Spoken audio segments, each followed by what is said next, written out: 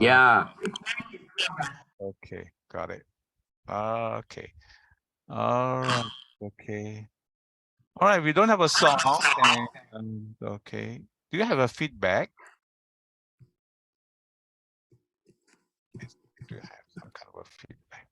Okay. All right. Tonight we're going to and First Corinthians and okay. Someone need to mute. Come on, please. Someone need to mute. Okay. Okay. All right. Okay. All right. We're going to look at First Corinthians chapter 7. Welcome everyone, and a happy New Year to all of you. And tonight we're going to look at First Corinthians chapter 7. Let's pray. Father, we ask you, Lord, to be with us, to be our teacher, be our Holy Spirit, and help us, Lord, to be receptive to your word and to the teaching of yours of the word. We ask you, Lord, as we commit ourselves to you, and be with us, Lord, and help us to understand the word as given to us. In Jesus' name we pray. Amen. Okay. All right. I'm going to read and have this passage read by from Eugene Peterson. Eugene Peterson, the message is a modern translation or paraphrase, and perhaps having this and read and maybe open a little bit of a new perspectives and new way of looking at it. Okay, all right. To be married, to be single. Chapter 7. Now, getting down to the questions you asked in your letter to me. First, is it a good thing to have sexual relations? Certainly, but only within a certain context. It's good for a man to have a wife and for a woman to have a husband. Sexual drives are strong, but marriage is strong enough to contain them and provide for a balanced and fulfilling sexual life in a world of sexual disorder. The marriage bed must be a place of mutuality. The husband seeking to satisfy his wife, the wife seeking to satisfy her husband. Marriage is not a place to stand up for your rights. Marriage is a decision to serve the other, whether in bed or out. Abstaining from sex is permissible for a period of time if you both agree to it, and if it's for the purposes of prayer and fasting, but only for such times. Then come back together again. Satan has an ingenious way of tempting us when we least expect it. I'm not, understand, commanding these periods of abstinence, only providing my best counsel if you should choose them. Sometimes I wish everyone were single like me, a simpler life in many ways. But celibacy is not for everyone any more than marriage is. God gives the gift of the single life to some, the gift of the married life to others. I do, though, tell the unmarried and widows that singleness might well be the best thing for them, as it has been for me. But if they can't manage their desires and emotions, they should by all means go ahead and get married. The difficulties of marriage are preferable by far to a sexually tortured life as a single. If you are married, stay married. This is the Master's command, not mine. If a wife should leave her husband, she must either remain single or else come back and make things right with him. And a husband has no right to get rid of his wife. For the rest of you who are in mixed marriages, Christian married to non-Christian, we have no explicit command from the Master. So this is what you must do. If you were a man with a wife who is not a believer but who still wants to live with you, hold on to her. If you are a woman with a husband who is not a believer but he wants to live with you, hold on to him.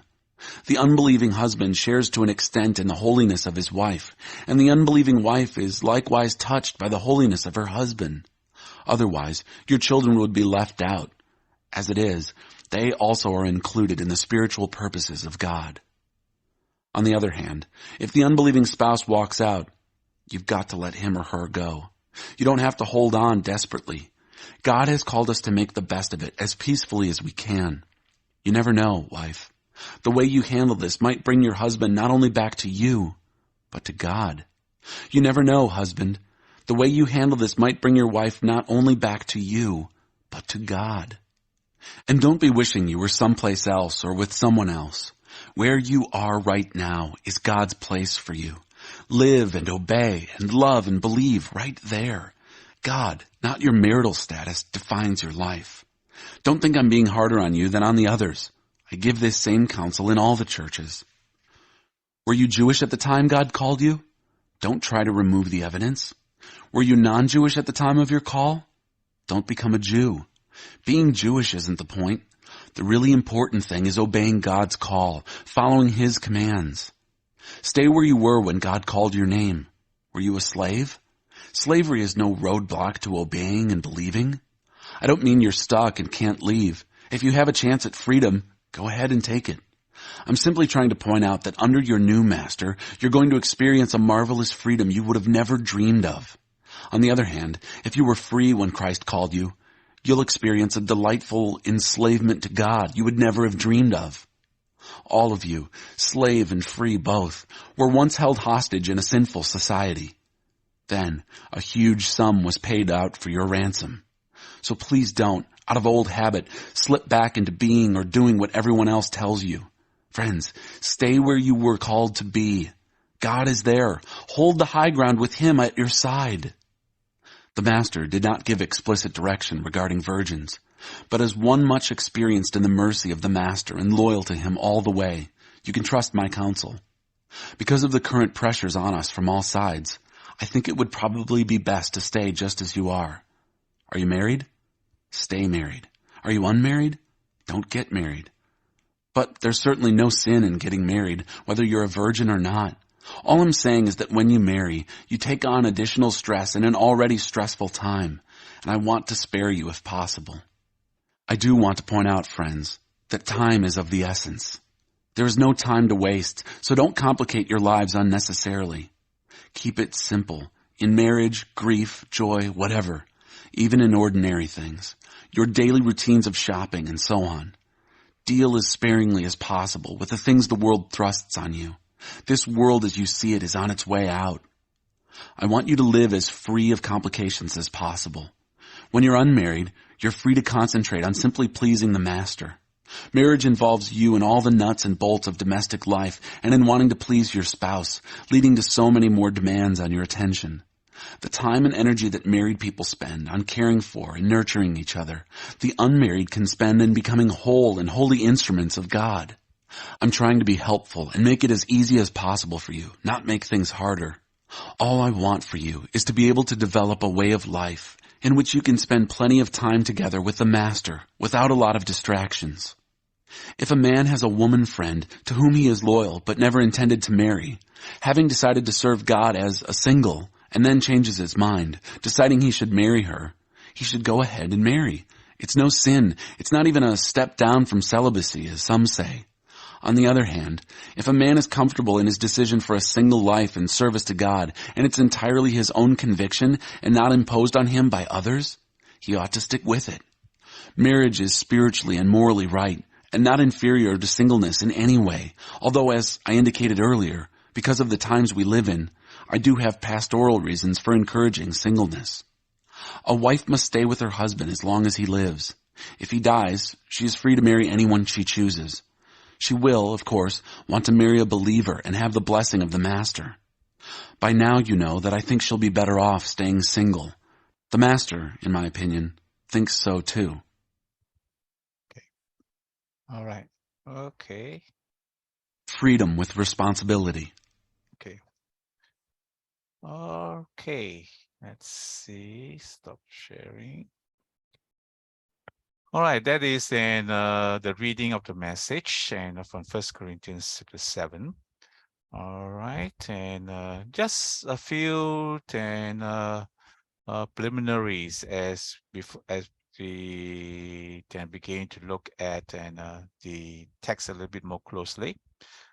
Here, Paul dealing with items that were brought up in their letter to him. He's referring to certain matters that they in their letter wanted to discuss with him. In the past, the understanding is that the church, they understand the church is trying to ask Paul advice on certain matters, and that has been then let's see, I'm having a little bit of trouble with okay, all right. Okay. Okay, just hold on now.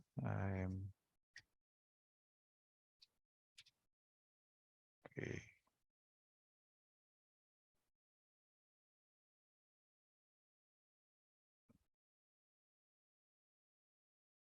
Okay.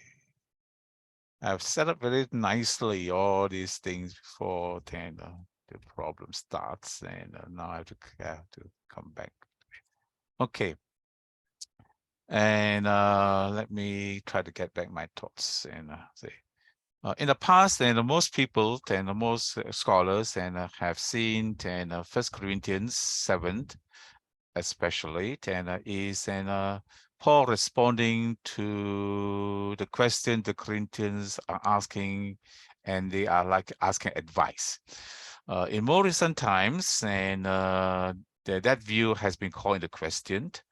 And especially after Gordon Fee came out with his commentary, the prevailing, and although not everybody agrees, but the prevailing consensus seems to be that the Corinthian letter to Paul was a little bit more antagonistic.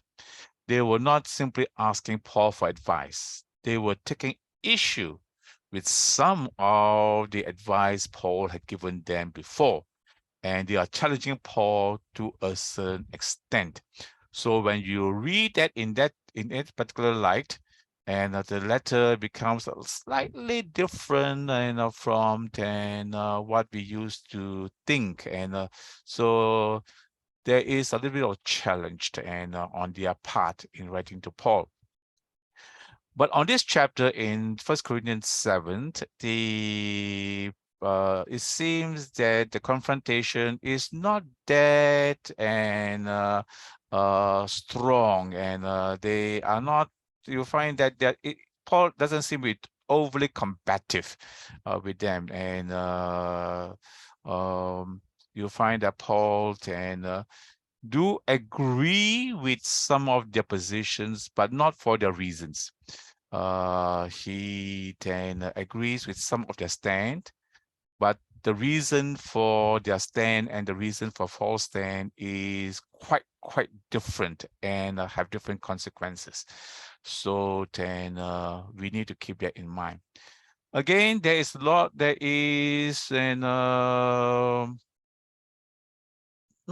a lot of consensus as to the details of the letter. And this is reflected in some of the different translations. So when you have okay, let's see translations. Okay. So as we look at some of the translations, you'll find that Paul have a bit of let's see. We'll look at certain translations a bit. Okay, let me again try to set this up. So sorry for having to do this here.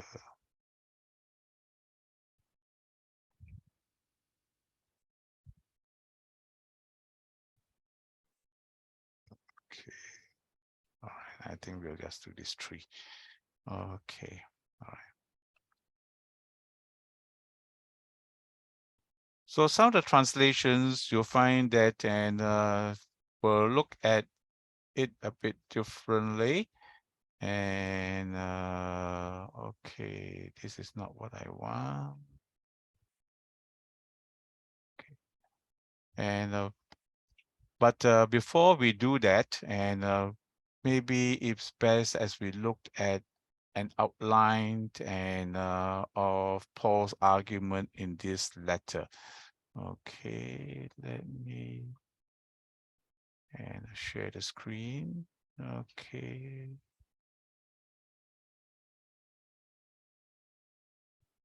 Okay. All right. Can see, yeah? Okay. some notes here. Okay. View. Page width. All right. Okay. Then if you read the whole chapter, and sometimes it gets a bit confusing, but if we then have what we call a kind of a structure, you'll find that Paul is not actually giving advice and so some general questions about marriage.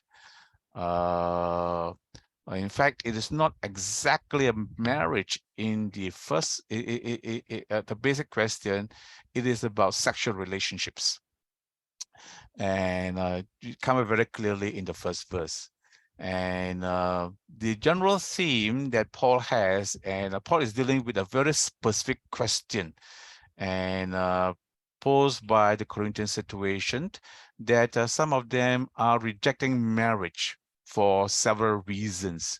And Paul is answering the question about their position.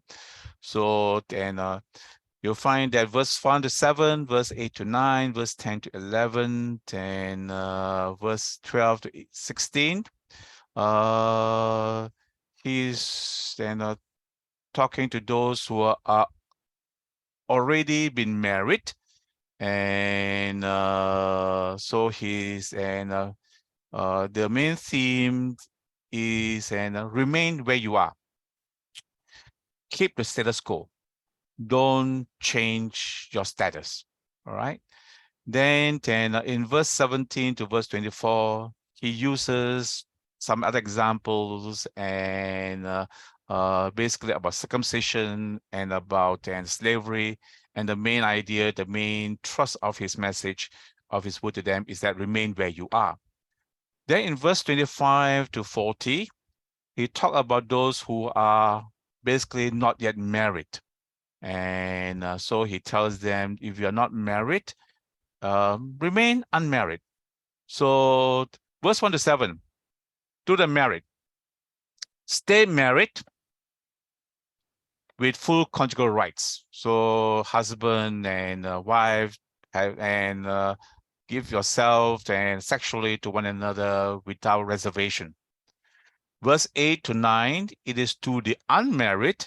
The way to look at the word unmarried is probably this is, and the best understanding of the word unmarried is these are widowers. They were married once, but now they're unmarried. Okay, they're no longer married. They're no longer their status, and widows and widowers. And Paul's advice is that it is good to remain unmarried. Okay, and if possible, remain unmarried. Then in verse 10 to 11, he's talking to those who are married with both partners, believers. Stay married. Do not get divorced. Okay, do not and separate. Then verse 12 to 16, and to those who are Christians but their wife or husband are is non-Christian, if best possible, stay married. But if cannot, then let it go. Okay, so basically his advice is to this is stay where you are. If you are married, stay married. If you are no longer married, stay unmarried. And as best as possible, sometimes with exceptions, basically maintain the status quo as you are. All right. Then he has verse 17 to verse 24. He takes two examples about circumcision and about slavery. And basically the message there is remain as you are. So that will be similarly the message that tie all these verses together, all this passage together. And then you talk about the virgins. And we come to the virgins. The virgins are probably those who are not married and those who are engaged to be married. And he says it's good to remain unmarried. But if you cannot, to make it married is not a sin. And then finally, as a conclusion, in verse 39 to 40, to all the married women and widows, the married are bound to marriage, and widow, if you are widowed, it's good to remain that way. Kind of a summary and conclusion on that. So if we have this in mind as a kind of overview and outline, it helps us a fair bit as we look into the text. Okay, so now let's look more carefully to the text. All right, verse 1 to verse 7. Okay, and now consider matters you wrote about. Okay, so he's changing his topic and says, and in the past, most have seen that it is I think let's see, let me try to and okay, all right, wait, hold on. Okay. What I'm trying to do. Okay. Okay. Okay. Oh. High floating. Okay. Okay, King James Version. Okay. I think many of us in the past, and those of you who are brought up and you have and read this as it is good for the man not to touch a woman. And I think that's how I remember growing up, and we make joke of it, don't touch me, and it is good for the man basically not to have sexual relations with a woman. Now in the past, most people have thought that this is something that is Paul's position. But in more recent times, and this is actually not Paul's position, although he may agree to a certain extent about the sentiments, he's actually quoting and from the whether actual words or he's putting it in kind of a summary, the position of the Corinthians. And you'll find that even the ESV and the New English translation and put in quotation mark as well. I don't think the New American Standard and has that. And the New American Standard is good for a man not to touch a woman. But more modern translations like the New International Version, the ESV, sees these words as words that is quoted by Paul that represents the relationship, or the position of and the Corinthians. Some earlier translations, I think it probably is a Living Bible. I'm not too sure, that didn't have a time to double check. They translated this, King James is not good. It's good for the man not to touch women, and they translate as it's good for the man not to marry. I don't think the question is about marriage. The question is about having sexual relations with a woman. Of course, if you are married, you will have sexual relations. Okay, and but there are some people in the church in Corinth that are married and trying to abstain from sexual relations, and so they are married already, now they become Christians, and they see sex as something that is unnecessary. Some sex is something that is a little bit sinful and or inferior. So then they say it's good not to have sexual relations, for a man to have sexual relations with a woman. All right. Paul does not agree with that fully, and but then he says that, well, yeah, if you can have then that kind of a situation, but since sexual immorality is already occurring, this is a better translation than because of the temptation to sexual immorality. That is how the ESV translated. But I think then the text seems to indicate that sexual immorality is already occurring in your midst, and it is something that's happening. In chapter 6, you find that some men were going to the prostitutes and trying to justify that. So there is sexual immorality. There is not just a kind of hypothetical situation. It's not just there is a temptation, and because of immoralities, that is how the American Standard Version has it. and because to avoid fornication, and that's how the King James has it. And but I think the NIV says because sexual morality is already happening, each man should have sexual relations with his own wife. Now he's not talking about because there's sexual immorality, people should get married. And he's not talking. He's talking about people who are already married. Okay, and he's not talking about whether you should get married or not get married. He's talking about people who are already married, and they are saying that we should not have sexual relations. No, no, no, no, no. And so because sexual immorality is already occurring, each man should have sexual relations with his own wife, and each woman with her own husband. The husband should fulfill his marital duty to his wife, same way the wife to her husband. There is this interesting thing we call mutuality. In the past, or even today, there are a lot of thinking that,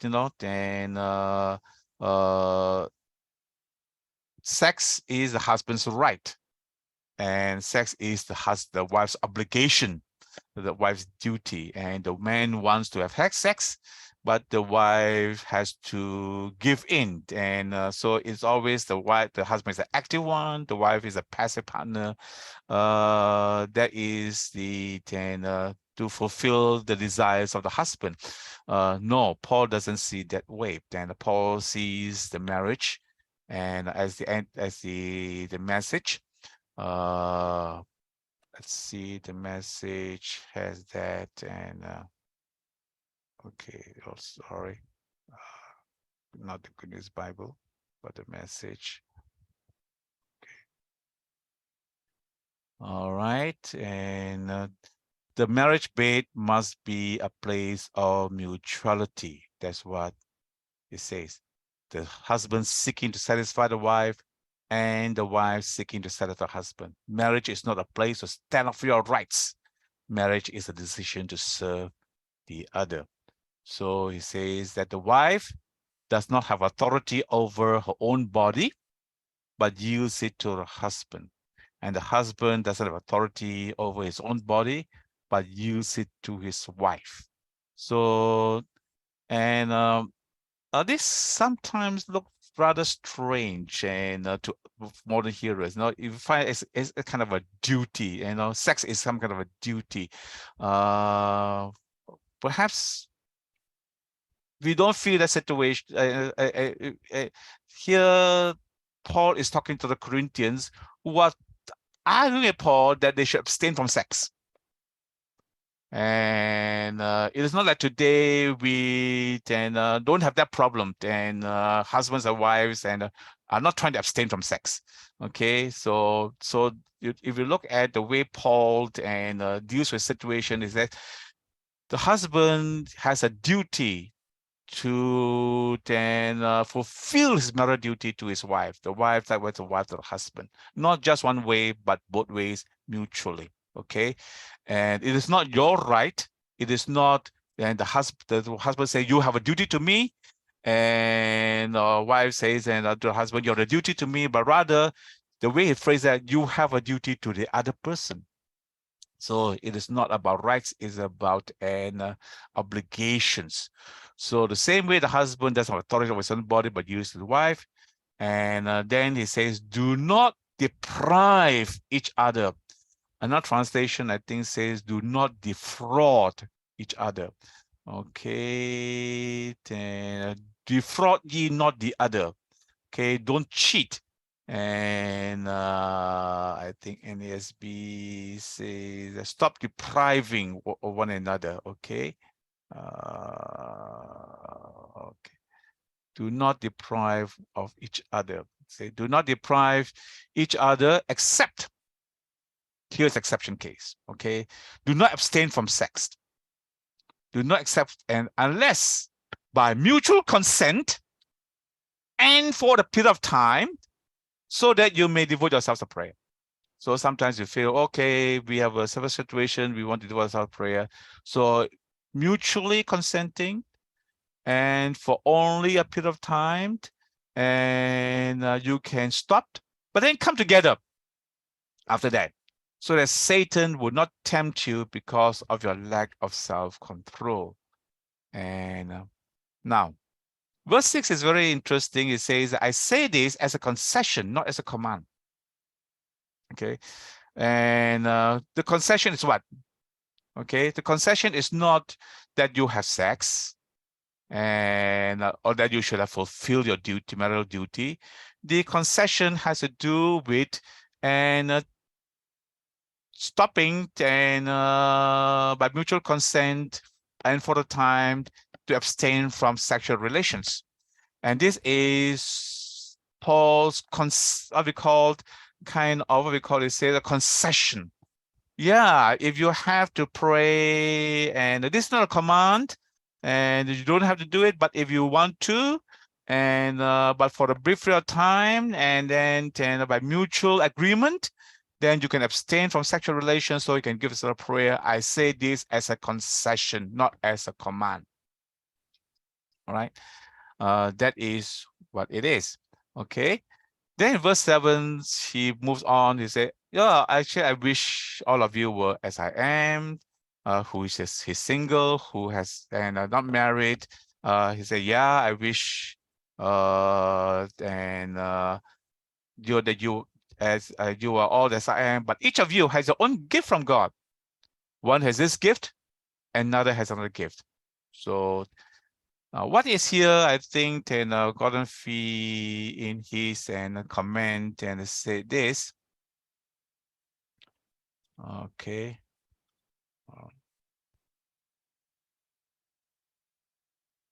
Not this one. Okay. Okay, wait, let's see.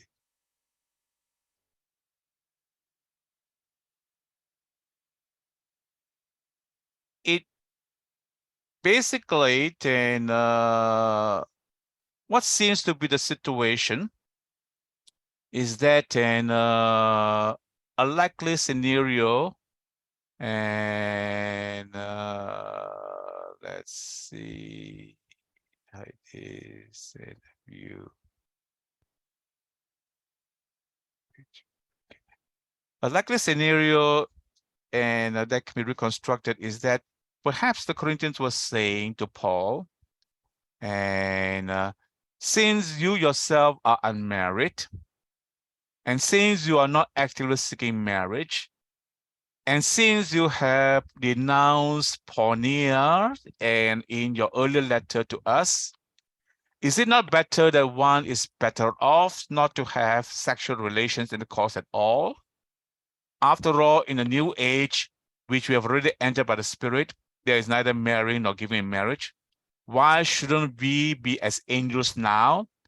Besides, since the body counts for nothing, if some wish to fulfill their physical needs, there are always the prostitutes. And okay, Paul basically says, no, let each man who is already married continue relations with his own wife, and each wife likewise. And that means full conjugal life, which is what Paul goes on to argue in detail. All right. So then, so this seems to be what seems to be going on at this time. Paul can say, yeah, I wish that you were like as I am, but then this is not something that you decide, and because all of us have a gift. This is my gift, okay, of celibacy.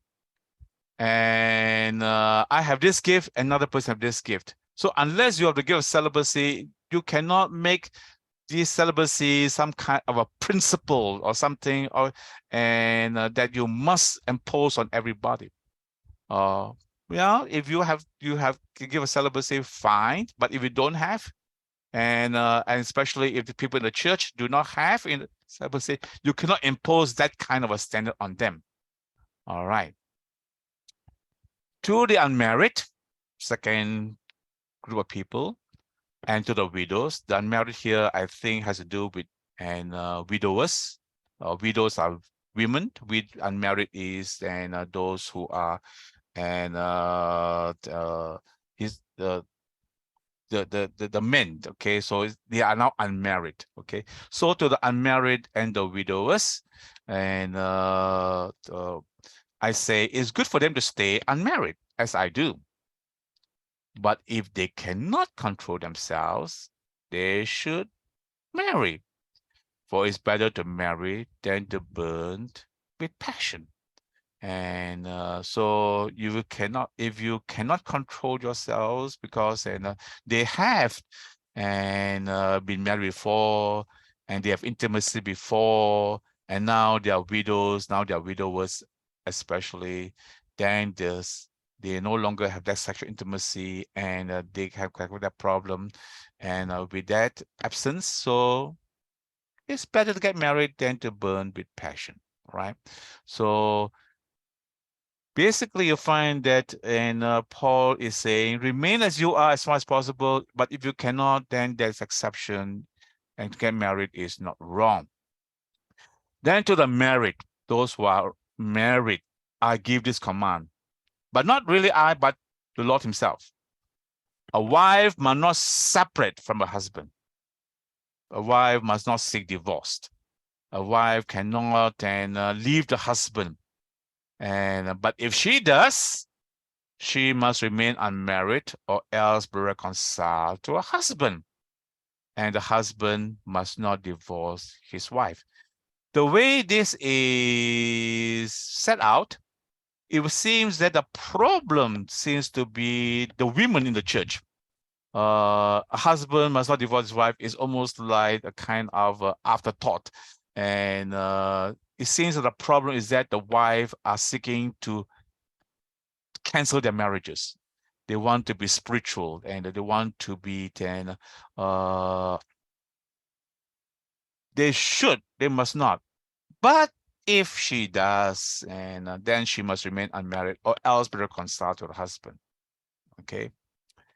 Then to the rest, I say this, not the Lord. If a brother has a wife who is not a believer, and she is willing to live with him, he must not divorce her. If a woman has a husband who's not a believer and she's willing to live with her, she must not divorce him. For the unbelieving husband has been sanctified through his wife. The unbelieving wife has been sanctified through her husband. Otherwise, our children will be unclean, but at least they are holy. Now, this doesn't mean that the unbelieving husband is saved because of marriage, and that is definitely not what Paul's idea. But there seems to be sanctified, kind of set apart, and as long as there is that marriage and you have a believing wife and believing husband, there is that space that that believing husband might come into salvation eventually. And so is that been set apart, that provide that kind of a situation. And also then the children, they will also be holy and not unclean, then, because they also have the capacity to be saved as well. There is no such thing as a salvation by marriage or salvation then through natural birth. But the whole idea of being clean, unclean, and the holy has to do with the kind of a spiritual space. When you have one Christian in the family, that Christian, that space provide opportunity for people to be saved, and therefore is in some sense sanctified, some sense, and be kept holy, and some sense being set apart.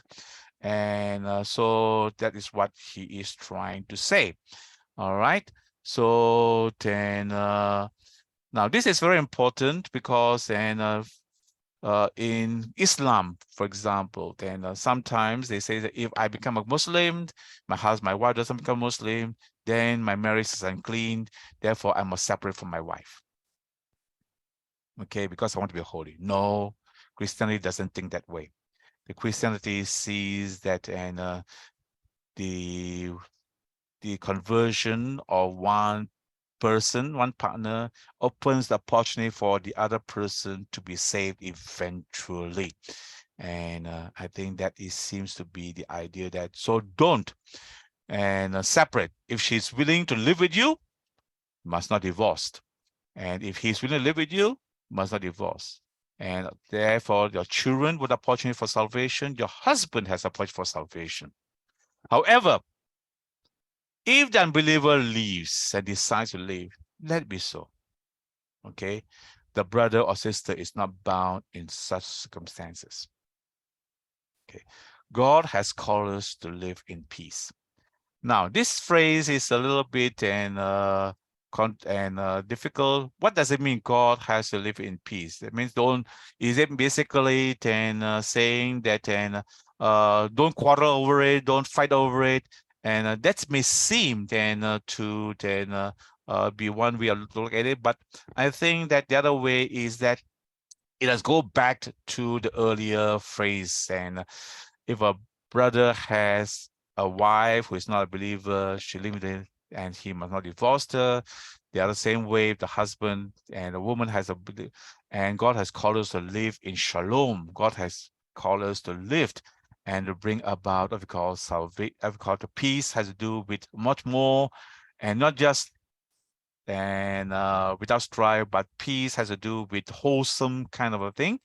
And so it is good to maintain that kind of, and so he's going back to the believer not divorcing his wife, or the believer not divorcing and not separated from the husband. Okay, and because God has called us to live so that we may attain shalom. How do you know, wife, whether you will save a husband, or how do you know, husband, whether you will save your wife? Now, this is a question mark and a question that's asked, and does it expect a negative answer or is it expect a positive answer? I think it's quite ambiguous.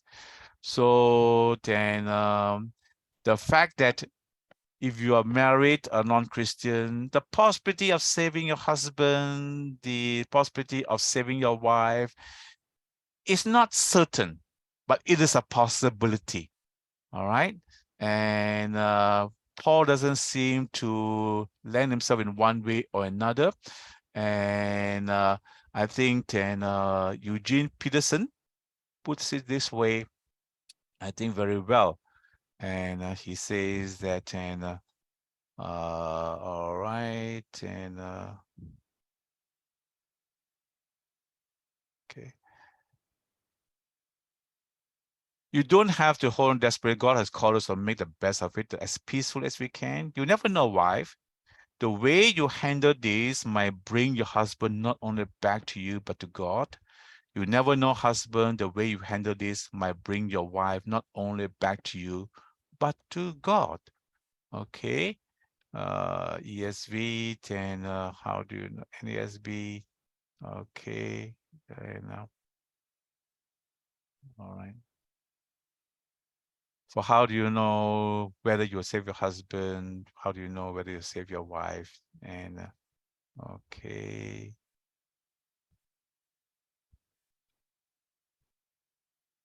What knows whether thou shalt save your wife, or knowest thou whether thou save thy wife? And so this is okay.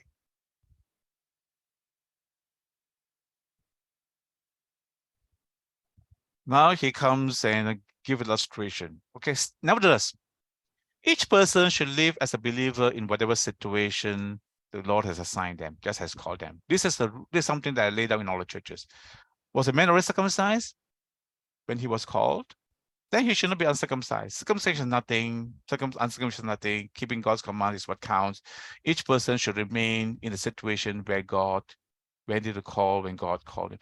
Now, this seems like almost like unrelated to marriage situation, right? And so if you think that Paul is just giving advice about marriage and whether you should marry or not married, and this doesn't seem to fit. But if he's talking about married people tend to stay where you are, unmarried people to stay where you are, and this counts, and this becomes a little bit more sensible, more understandable. Were you a slave when you were called? Don't let it trouble you. Although if you can gain your freedom, okay, do so. And don't For the one who is a slave when is called in faith to the Lord is a Lord free person. Similarly, the one who is free when is called Christ's slave. You are bought with a price. Do not become slaves of human beings, brothers and sisters. Each person, as responsible God, should remain in the situation where they are in when God called you. So Paul is expanding his reasoning. Your marital status, your social status, your ethnic status, whether you are a Jew or not a Jew, and whether you are a slave or not a free, and these external matters don't really matter. And what really matters is a relationship with God. Stay where you are. And God called you into these circumstances. Then stay as much as possible where you are. If you have a chance to change things, go ahead. And if it improves the situation, if not, stay where you are. All right. Now about virgins. Who are the virgins? A big quarrel about by scholars who the virgins are. And the best is understanding is that the virgins are those who are engaged to be married. Okay. And I have no command from the Lord, but I have a judgment as one who by the Lord's mercy is trustworthy. Because of the present crisis, what the present crisis is, we are not exactly sure. I think it's good for the man to remain as he is. Are you pledged to the woman? Okay, are you engaged? Don't seek to be released then. Okay, are you freed from such commitment? Don't go look for a wife. But if you do marry, you have not sinned. If a virgin marries, she has not sinned. But those who marry will face many troubles in this life, and I want to spare you this. Now, what I mean is this, brothers and sisters, time is short. From now on, and this kind of a situation, time is short, and Jesus is coming back, and or whatever it is, and those who have one shall live as though they don't have. Those who mourn as if they did not. Those who are happy as if they are not. Those who buy something in the world as if they're not theirs to keep. Those who use things in this world not to engross them. For this world in its present form is passing away. So Paul is saying, all right, the time is short. And things of this world are temporary. Don't get overly engrossed with the things of this world. And the spiritual matters are more important. And so these things are not life and death kind of a thing. And you should live as if, and these are not really material things. The matter is the Lord. I would like you to be free from concern for anxiety. An unmarried man is concerned about the Lord's affairs, how he can please the Lord. A married man is concerned about the affairs of this world, how to please his wife. And therefore, his interests are divided. Unmarried woman or a virgin is concerned about the affairs of this world, how she can please her husband. Now, I'm saying this for your own good, not to restrict you, but that you may live in the right way with undivided devotion to the Lord. So Paul's preference is, don't need to get married if you're possible. But if anyone is worried that he might be not acting honorable to his virgins engaged to, if his passions are too strong, if he feels he ought to marry, he should do as he wants. He's not sinning. Some versions have a different take on this, and it's quite different. And I think the NASB say, if a man thinks he's acting uncommonly to his virgin daughter, and she is past her youth, and it must be so, let him do what he wishes. He doesn't sin, let her marry. The question is whether the virgin has to do with the fiance, who is a virgin, or the daughter, who is a virgin. And is the person he's talking about, Paul's referring to about worried, is the man who is engaged, or the father who is responsible for the virgin daughter. I tend to take this is, and the NIV take on this is largely to do with the fiance rather than the father. But again, this is one of those areas where you cannot be 100% dogmatic about it. Okay, he's not sinning. But a man who has settled this matter in his own mind is under no compulsion, but has control over his own will. and has made up his mind not to marry the virgin or to give the virgin in marriage, this man also does the right thing. So then he who marries the virgin does right, or he who gives a virgin to be married does right, and he who does not marry or gives her to be married does better. Okay, so it is a matter for reasons that he have, and time is short, not because one is more spiritual than the other, one is better, more, and Paul has a preference, but the preference he has nothing with the spirituality, nothing to do with the sex is wrong, sex is evil, but that practical reasons that you can live your life undivided to the Lord. And then comes to the conclusion, and he wraps it up. A woman is bound to the husband as long as he lives. But if a husband dies, then she is free to marry anyone she wish, but he must belong to the Lord. Okay, something this is a command, but I think Paul is basically giving common sense. And if your husband passed away and you want to marry, it makes sense to marry someone in the faith, and rather than someone who is not sharing the same faith as you are. But then he said, in my judgment, she's happier if she stays as she is. So I think I too have the spirit of God. Okay, so now in that, what I've done is that Paul is addressing a very specific situation in the Corinthian church, where there were certain people, especially probably certain very spiritual women, who is trying to live a sex-free marriage, or if that's not possible, if the husband doesn't go along with it, is seeking to terminate that marriage so that they can be freed from sexual relations. And Paul, they are using Paul appealing to Paul to stand by them, and to think that Paul is on their side. But Paul is put in a very difficult situation because he is single, he is not married, and whether he was never been married before, or whether he was a widow, or whether he's divorcee, that remains a question mark. But right now he's not married, and so they think that they have Paul as their advocate, as their support.